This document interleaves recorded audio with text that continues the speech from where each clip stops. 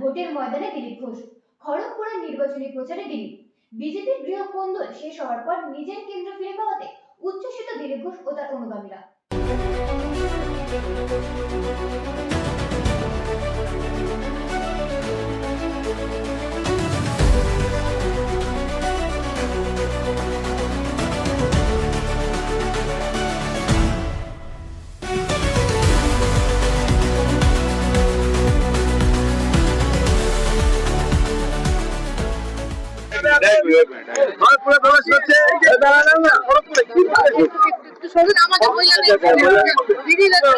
খড়গপুরে BJP কর্মীদের উৎসাহই আলাদা। সাধারণ মানুষ এখানে বিজেপিকে নিজের পার্টি মনে করে, সেই জন্য প্রত্যেক ইলেকশনে তারা আমাদের জেতান। এবারে আমরা জিতবো বেশি মার্জিনে আর বেশি ভোট পাবো, এটা আমাদের টার্গেট। 1 লাখ ভোট পার করবো।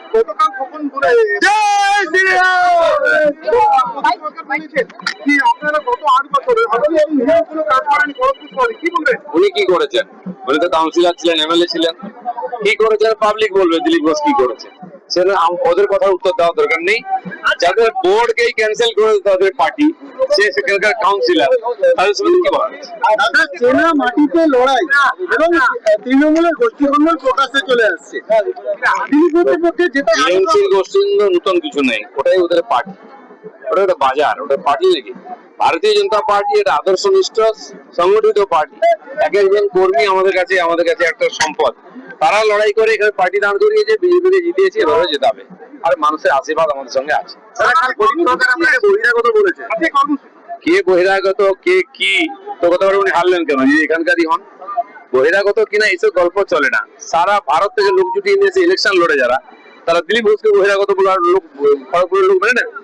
আজকে কর্মসূচি দেখলো ব্যাস, আজ দিনভর এখান থেকে রেডি করে যাবো আমরা, রাম মন্দিরে পুজো দেবো, তারপরে মাতা মন্দিরে যাব, আর 7 মা মন্দিরে যাব, কালী মন্দিরে। সারাদিন বিভিন্ন মন্দিরেতে আগে থেকে পুজোর ব্যবস্থা আছে, উৎসব চলছে, সেখানে জনসম্পর্কের কার্যক্রম করবো, পুজো দেবো।